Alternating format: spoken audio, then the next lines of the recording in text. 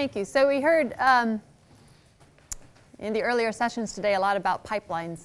And I'm really glad to hear that they're being developed in a modular fashion, because in fact what I'm going to be talking about is background correction, which you can imagine is a very upstream, low-level, early on step that I think is going to help clean up this data.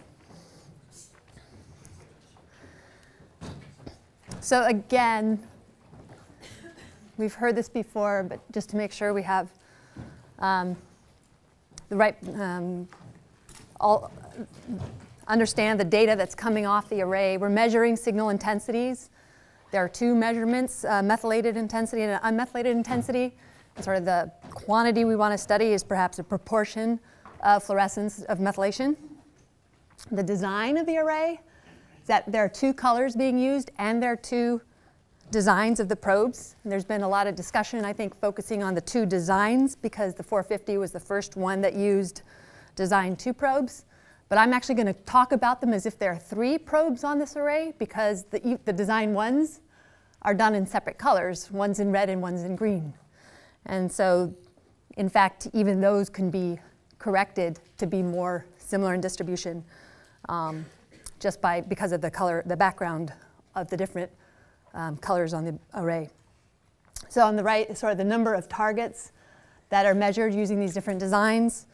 These are what we call the sample probes on the array. It actually includes the RS SNPs that were mentioned before.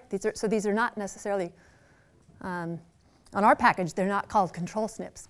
They're not called control probes because they are actually measured with the design 1 and design 2 chemistries.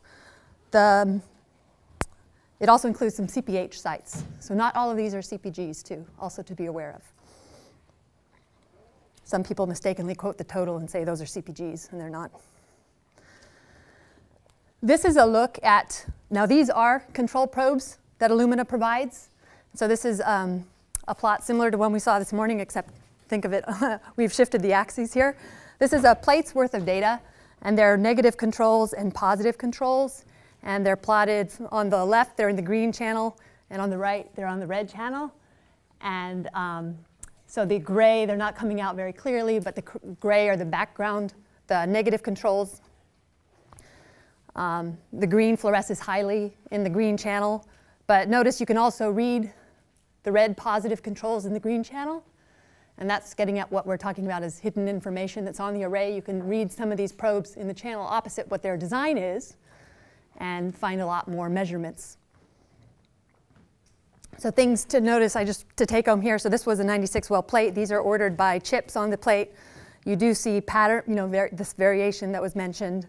But also just that the pattern, the technical variation is different in the red channel and the green channel. So we want to be correcting these separately. So these were the technical issues as we've been thinking about them, organizing them in our own minds, that there's the bisulfite conversion efficiency, that's done to all of them. There's no correction for that. That usually results in a lot of missing data and just poor hybridization. So usually those arrays get filtered out. But as I was showing with the patterns on the last slide, the background fluorescence varies by array to array, sample to sample, and it varies between red channel and green channel. There's the 2-color dye bias, so even on the positive controls, those were fluorescing differently in the red and green channel. And then there are the probe-specific effects. These are the effects that I think have been more addressed by the normalization discussions from these groups and on the Google group. I guess the GC content, as far as can affect signal intensity, that's been studied now with RNA-seq, and it's been noticed on these arrays as well. And so this is really what the SWAN normalization method is getting at. But this is sort of a probe-specific effect that's separate from the background and from the dye bias. The design 1, design 2, that's again, now that's a specific also effect of the change in design on the 450 platform. Again, I think of it as a probe-specific effect and downstream of the background and the dye bias correction.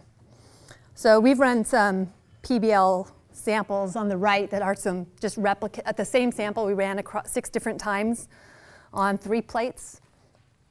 And so all the variation in those profiles is technical variation. So our pipeline, to use that word, for data processing, we read in the M and U intensities from the arrays. The quality assessment is done with, as far as assessing whether the measurements are above background or not.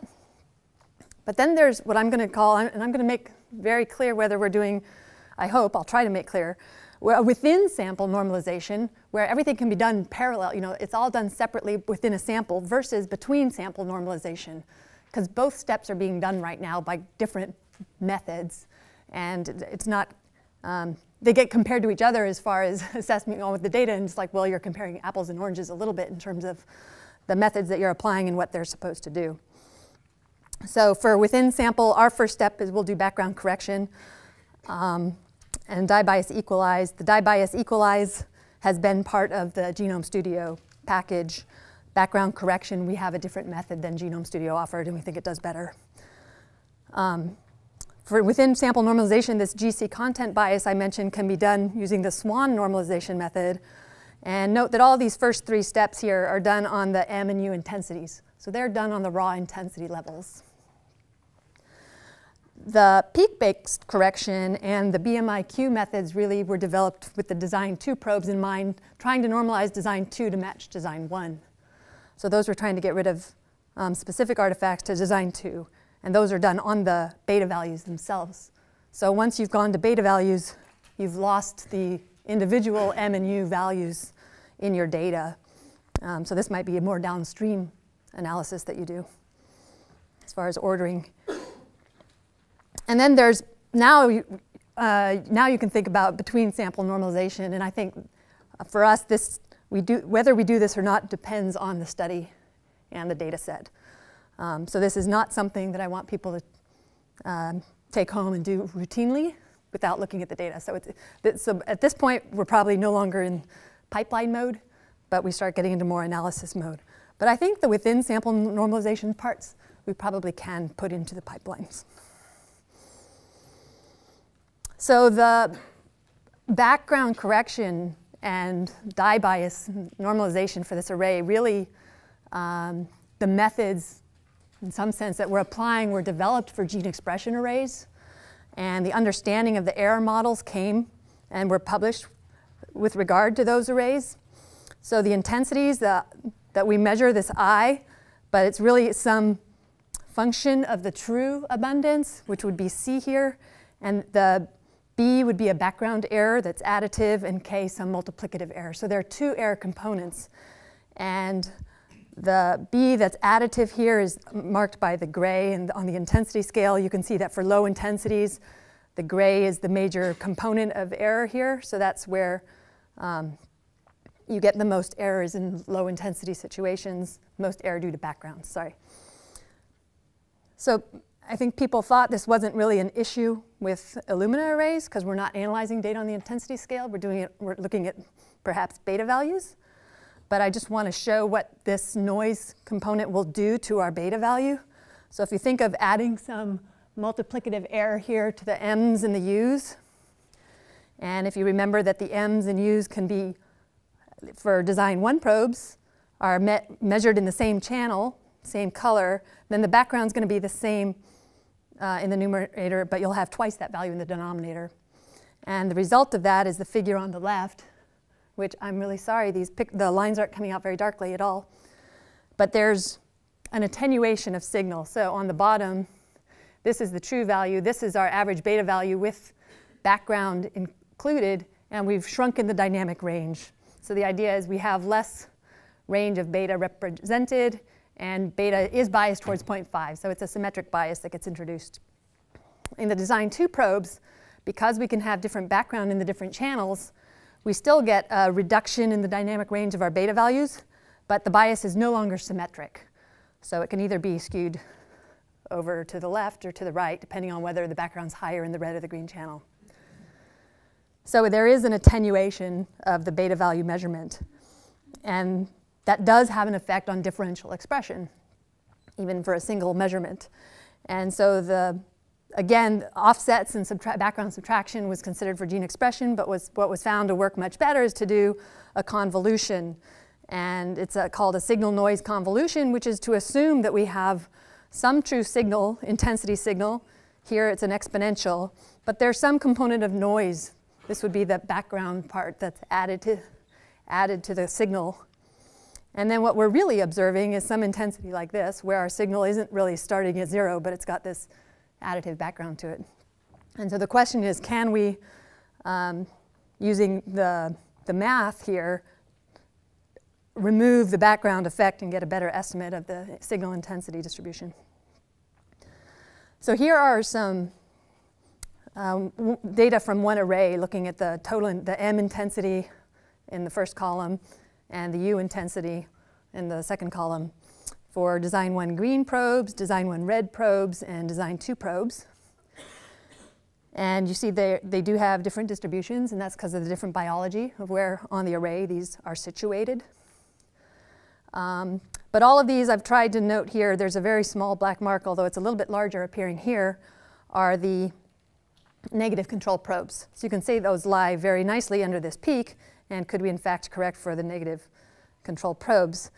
Well, there are 600 of them on this array, but on this next slide I'm plotting them for you. So they are appearing in this first column. So in the top, this is the green channel. These are the 600 negative control probes, roughly centered around 500 for this array. You can see there's much larger variation for those exact same probes in the red channel, coming up much higher. But what we also have on the array is all of the design 1 probes. And the design 1 probes are only designed for one channel.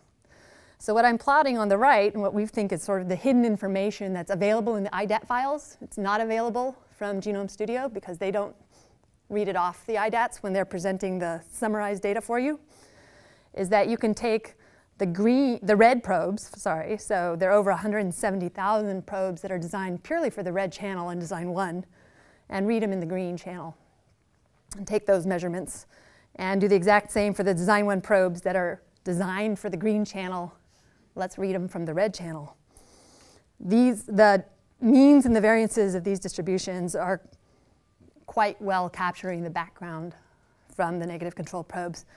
But we think it's a much more stable estimate of background. We have much larger sample size, over tens of thousands of probes, to measure this background effect. So what we've done, or we call these out of band because we're reading them out of band. So OOB is part of the name. So the normal exponential convolution was the method that's been used for gene expression arrays. It was published, this is 6 years ago now. Again, we're just assuming that our signal that we observe is a sum of some exponentially distributed signal plus a normal error background part. And this calculation is actually very quick to perform. So what we're taking now is we're taking those out-of-band intensities to estimate the means and variances that get substituted in here. And this was what was published by Tim Trish earlier this year. And note there is an offset here. So there are the default of the software that's provided in the bioconductor is an offset of 15. That's something you can change. But by having this offset on the M and U after background correction, we've done away with the extra constant in the denominator for the beta value calculation that sometimes people use 100. That was Illumina set as the standard initially.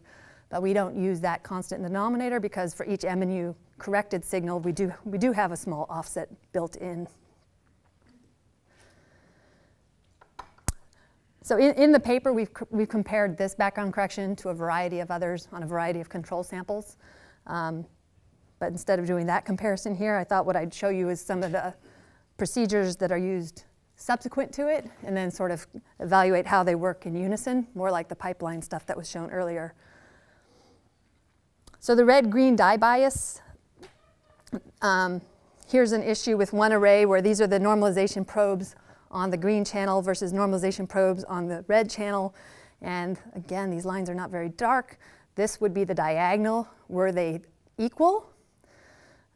Were you to have the same intensity on the two scales? So what's happening here is it's very small here, and it's large for large intensities. That's this K factor. So the dye bias is really affecting this multiplicative error constant for these arrays. So the correction is to do a multiplicative correction based on the averages that are estimated in the red and the green channels. So here, the top row shows 3 different arrays with, the first 2 don't have very bad dye bias. It's a little bit above the diagonal. The last one's the one I just showed that had large bias coming off the diagonal. And if you just correct with those multiplicative factors, this would be the correction effect you would see from that. So here are, I've been showing you data from these PBL samples. Here are just the control probes on those samples. I said they were run on 3 different plates and different chips within the plates. The 2 I'm going to show you on the next slide represent the one sample that had the highest background. So it'll show the largest effect background from this example, these small few samples that were run. And the other sample I'm picking because it had the highest dye bias, the one that I just showed. But what if we compare the intensities of the raw data, looking in the red and the green channels? Here, M and U probes have been pooled together. So this would be all the green channel probes with no correction. As soon as we correct for background, we get much better agreement of where the peak falls for both of the colors. But we still see a weird distribution here, and that's corrected by the dye bias. So here, after doing background correction and red-green equalization, the intensity measurements coming off the array are much more similar between different arrays that had different quality issues.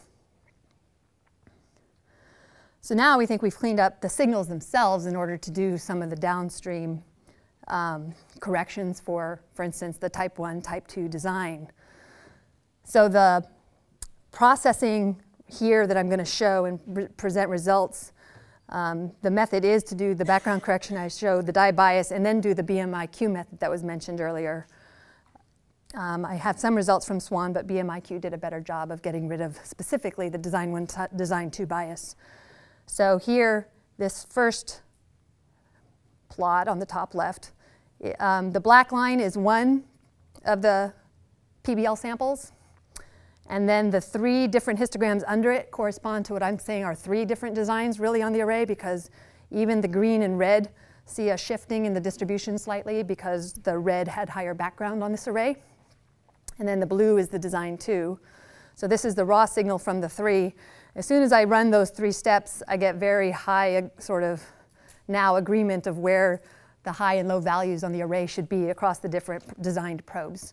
So on the right, this is after having done all 3 steps of the processing. And now you can see how much it's cleaned up these 2 peaks on the left and the right, the distribution. If you take the 6 samples that I had showed at the very beginning, just in total, all probes on the array, and I do this correction, now there's quite good agreement again. I think just globally looking at the distribution for each of the arrays. So the other question is, well, how, probe-wise, it would make sense that this is getting cleaned up probe-wise, but we will check that. So we looked at, for every probe on the array, what's the variance across the 6 replicates. The box plot on the left would be for the raw data, where there's no correction performed. And then adding different levels of correction as you move to the right. So the next 2 are doing normalization had you not done the background correction first.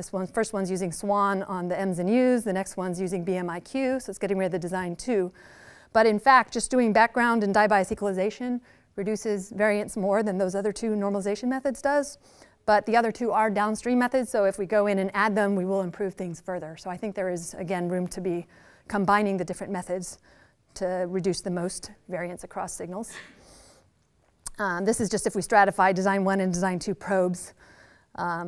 What you can see is the reduction of variance in design 1 probes is only happening when we do the background correction step. It's not happening from the SWAN or from the BMIQ methods. The design 2 probes are benefiting from all of the approaches. But your design 1 probes you can improve if you do the background correction. And so this is something, and these methods are available for 27K arrays as well, if anyone's still analyzing those. Certainly for combining them with 450, if you're comparing the 2, doing the background correction step for the 27K platform would be important. There was a group speaking earlier this morning towards the arrays, the measurements occurring in allele-specific methylation regions. This is perhaps a different set of probes they used. We downloaded these from the Fang et al. PNAS paper last year, looked at different sorted blood type. They had done whole genome bisulfite sequencing in order to identify regions. This is just their strict set of 39 regions that overlapped in different cell types, uncultured cell types. And there turned out to be over, close to 600 probes in those regions. And I did do a little bit of filtering here because not all of them, because there was still some probes on the end. So after a k-means, where you sort of grab the probes that are in the middle distribution, I found the comment earlier that we might expect this to be around 0.4. Interesting. We're actually estimating it quite well around 0.5. And on this subset, we still see, as far as the variance of these 500 probes. So we are reducing variance again, if this is the log standard deviation of the variance on the beta values. And those are being improved even for probes that are measuring 0.5. It's not just because we're hitting up against the boundaries, as was discussed earlier, which is one of the reasons we see this benefit when you're spreading the distribution. So the other way we've evaluated this, sorry, I went too far, is to look for signal. How much signal remains when we do processing. Are we improving our signal, our sensitivity for detection? So we used TCGA data to evaluate this, downloading some kidney cancer data and normal tissue. So there are a filtered set of loci where we filtered using the TCGA filtering of SNP definitions and probes that have repeats within them. And then had one plate of samples that had been used as a discovery set, so 47 cases, 47 controls. So the cases would be the tumor tissue, controls would be normal kidney tissue, and used a Wilcoxon Q value of 0.05 to say that was a discovered hit.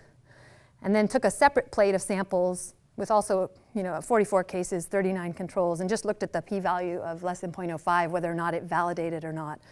And so this is just a look at the validated sites from the, having done the second plate. It's not a separate cohort. I mean, these are still analyzed from the same study, but it's like a training test set.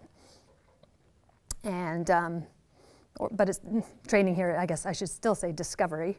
The raw data, discovered some probes, but again, as you increase the processing, we found that using background correction with dye-bias equalization and using BMIQ discovered the most sites that later validated.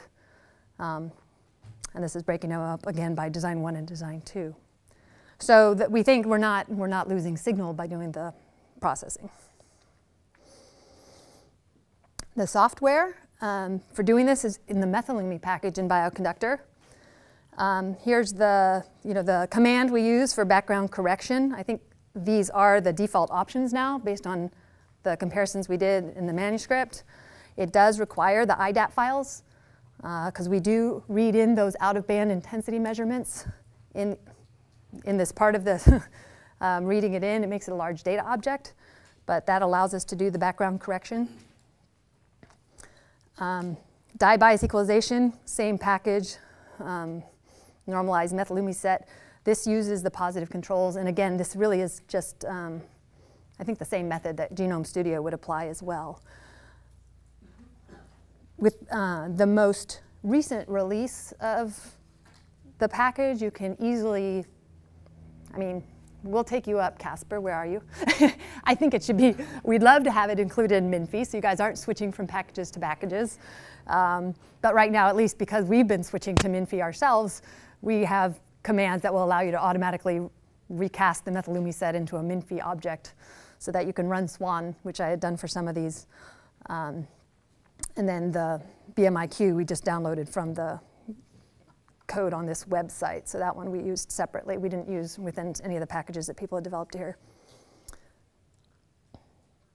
So to summarize again, the artifacts that we've been working towards correcting were background, and that's going to affect all bead types on the array, design 1 included.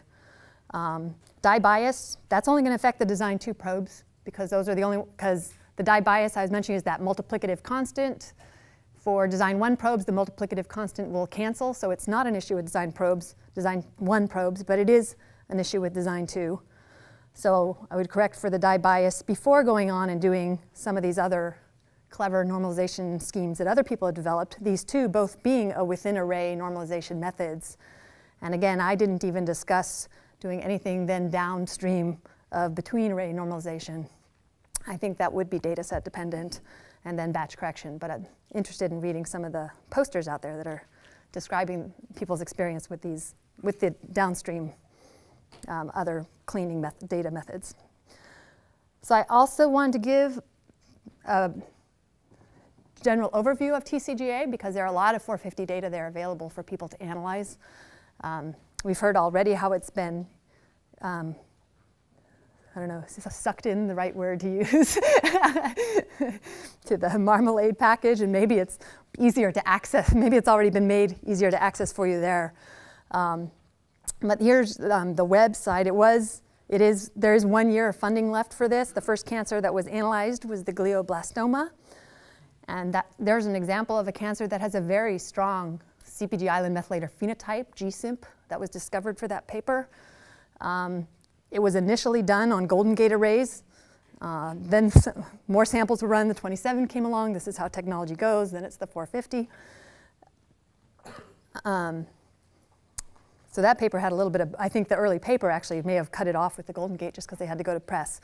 But there's now, I think, some more data on that available on the more recent arrays. But the whole genome bisulfite sequencing data is also ramped up. So if one goes to up here on this website, there's a launch data portal. We already saw what that website looked like.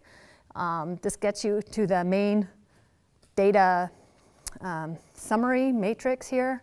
There are actually 3 ways you can access the data, and that comes from the data download. There's a button here that one would push. I guess this is the one, the third one, which would be downloading the data. You can get it in a matrix form, in a bulk form, through HTTP site. The last one's the most high throughput for grabbing it, but the other 2 are more user-friendly if you're just trying to pick specific cancer types, specific array types. I think the interface on these other 2 is quite easy to follow.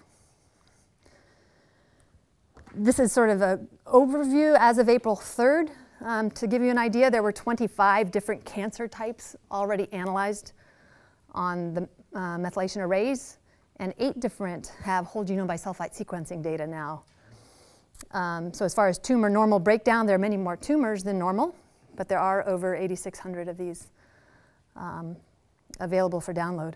And the whole genome bisulfite sequencing, like I say, that's growing quickly too. So there's 29 tumor samples with whole genome bisulfite sequencing data. Here's, if anyone's interested, just the counts that are by the specific cancer types. The orange ones here denote the tumor, and the teal color is the normal tissue. The ones of interest for people looking at comparison of platforms might be the AML samples. Those were run, in fact, there are 194 samples run on the 27K platform. A lot of interesting biology was being discovered, and they just, when the 450 came out, they realized they just really wanted to run it on the more dense platform. So the exact 194 samples have been run on both. As far as the other tumors, it's different tumors being run on different platforms, but that one allows you the same sample comparison across the 2 platforms. As far as having made the data available to the public, there are 3 levels of data provided. So the raw data that we've pushed for is always to present the IDAT files, because we understood there was extra information that could be used for those. Oops.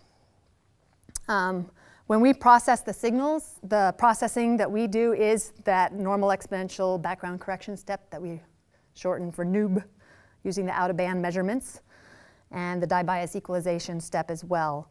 So those are how we've done, that's what we've done for the signal processing. You could then add on top of that any of the downstream other processing that you would care to do. Detection p-values are calculated. I will say the Methylumi package is doing it differently than Genome Studio and MinFi.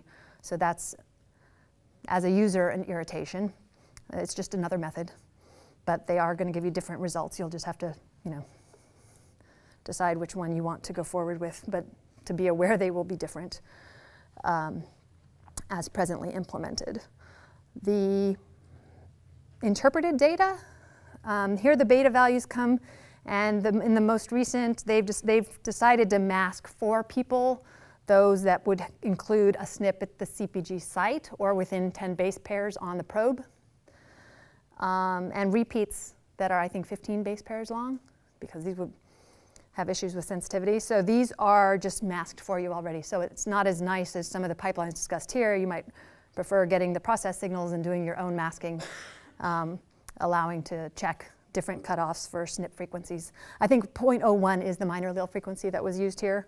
And it was recognized that if you don't impose a minor allele frequency for many studies, there are a lot of extra SNPs that would get excluded that probably are not going to be relevant for your sample if you're just looking at 100 samples.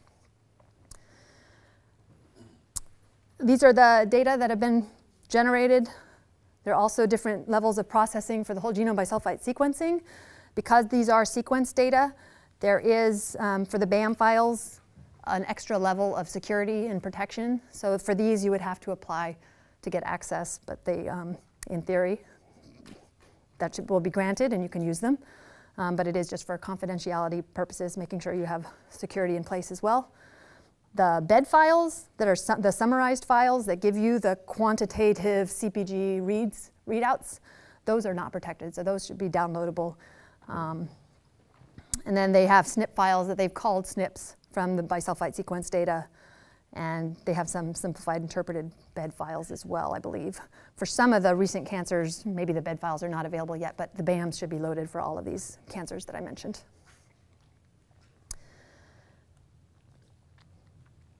So the last part I just want to bring up with TCGA, I've been asked to mention. So USC is generating these data. There are publication guidelines. You know, with freedom of sharing and all that stuff with NIH, the data are being posted quickly. But there is a request of a delay for publication from the main groups. So those are listed on the website. There are 7 cancers now for which they've been published, and now anyone can use the data to the full extent and try to publish it themselves. Those are listed here. You can't read the names. I can't read them either. But it's on the table on this website if you go to it.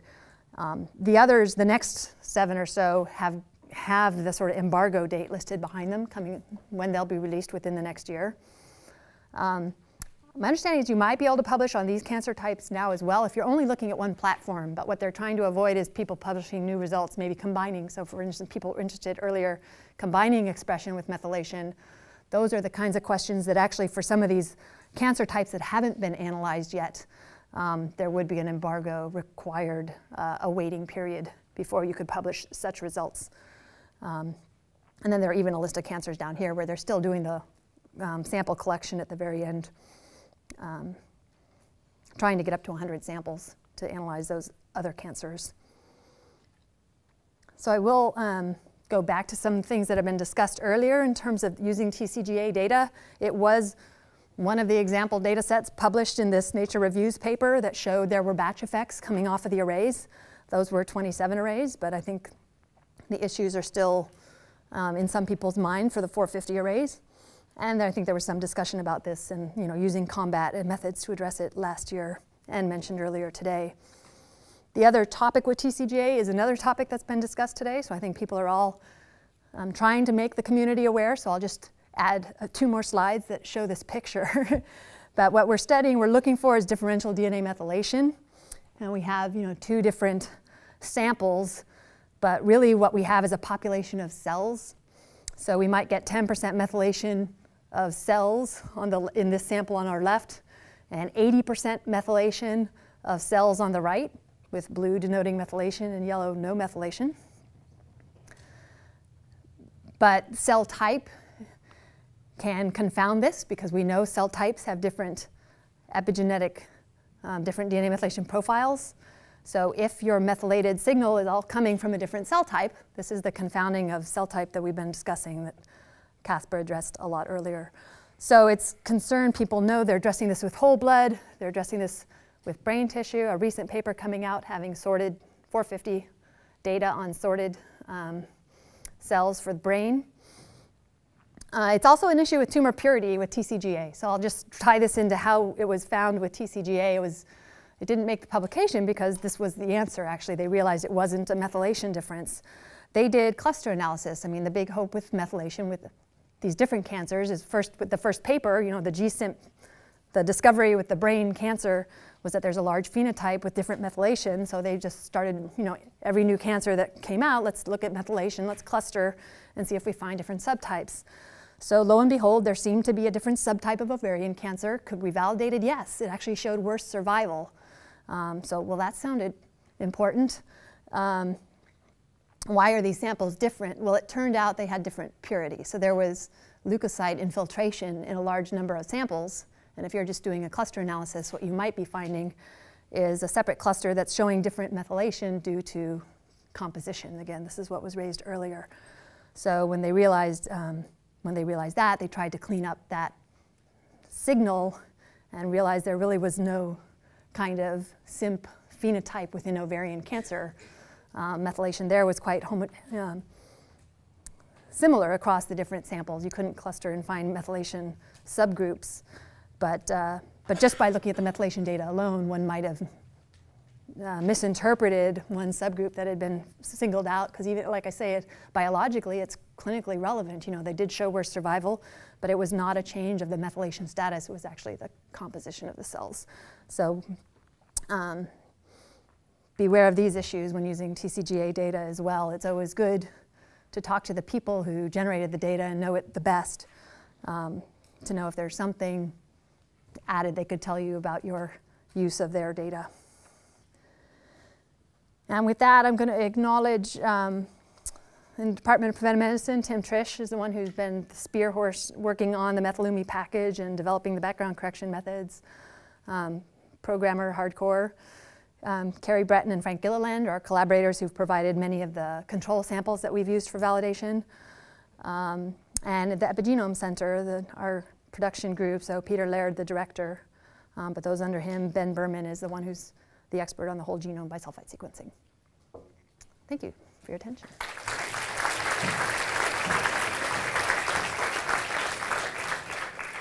Great, thanks a lot. Are there any questions? Questions? Can I see a question? Okay, what do you think?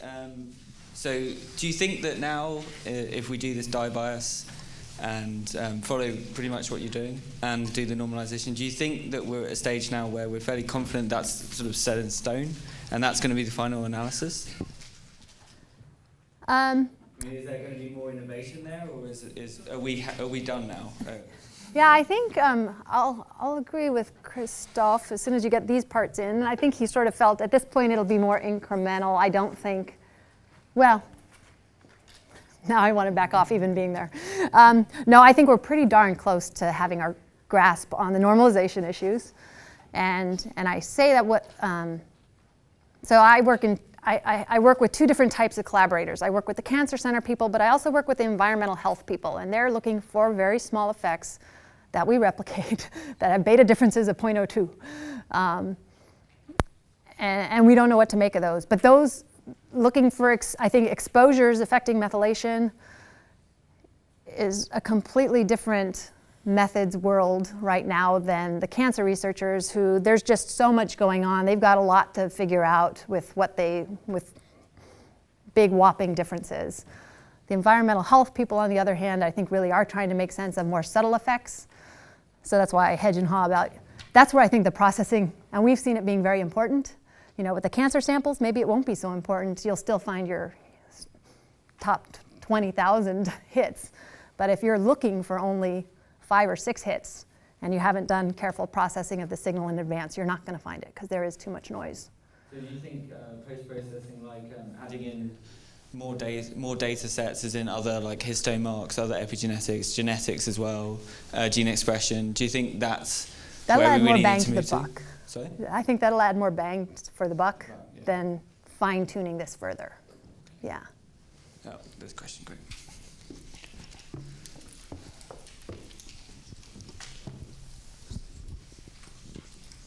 Hi, thanks. That was a really interesting talk. One of the issues with the Illumina data that was raised earlier is that without between array normalization, you get this pattern of increasing intensities across the array, sort of every 6. If you don't do any form of between array normalization, is that with your methods, is that still an issue then, and do you correct for it in some other way, or do you think it's not an issue that needs correction? Our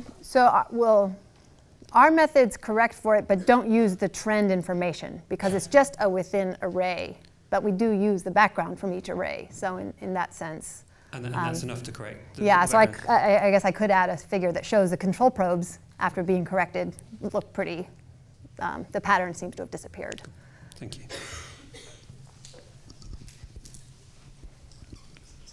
Got one more question? No, okay. Thanks a lot again. Yep.